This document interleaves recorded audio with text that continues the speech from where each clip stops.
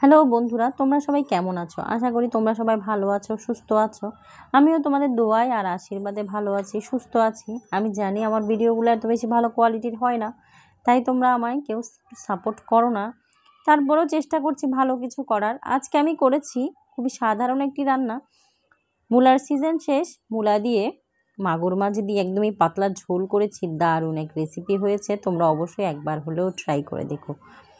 নমস্কার বন্ধুরা, অন্নদার রান্নাঘরে তোমাদের অনেক অনেক শুভেচ্ছা। আজকে আমি তোমাদের সাথে শেয়ার করব মূলা দিয়ে মাগুর মাছের একদমই পাতলা ঝোল।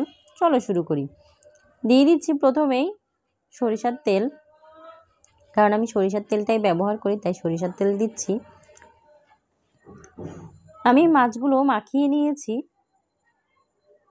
হলুদ আর লবণ দিয়ে। প্যানে সবগুলো মাছ এক এক করে দিয়ে দিচ্ছি।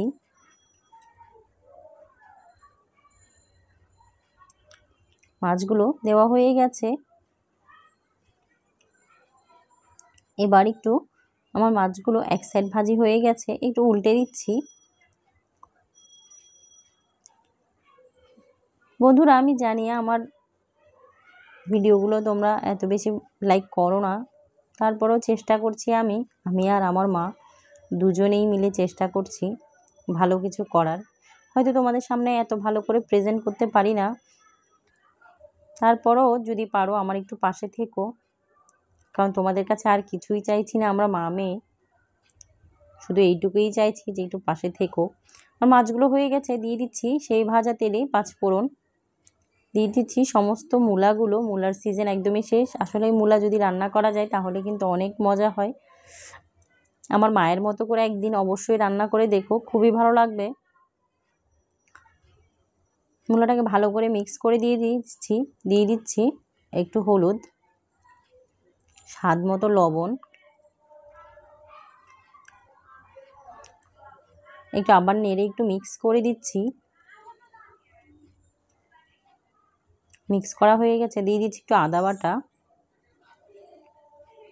একটু কাঁচামরিচ বাটা। বন্ধুরা, আমি কাঁচামরিচ দিয়ে খাই, তো সেই জন্য কাঁচামরিচ দিয়ে রান্না করি। ঢেকে দিচ্ছি কিছুক্ষণের জন্য। অনেকে মূলা পছন্দ করো না, কিন্তু আমার মায়ের মতো করে একবার হলেও রান্না করে দেখো, সত্যি মূলাটা অনেক ভালো লাগবে। মূলাটা হচ্ছে কষানোর উপরেই সব কিছু ডিপেন্ড করবে। তোমরা যত ভালো কষাবে ততই ভালো হবে মূলাটা খেতে। দিয়ে দিচ্ছি পরিমাণ মতো জল, কারণ এটা আমি পাতলা ঝোল করব, সেই জন্য আমি দিয়ে দিচ্ছি কালারের জন্য একটু লাল মরিচের গুঁড়ো। তোমরা চাইলে দিতে পারো, না চাইলে নাও দিতে পারো। ফিরে এলাম কিছুক্ষণ পর, দিয়ে দিচ্ছি ভেজে তুলে রাখা মাছগুলো।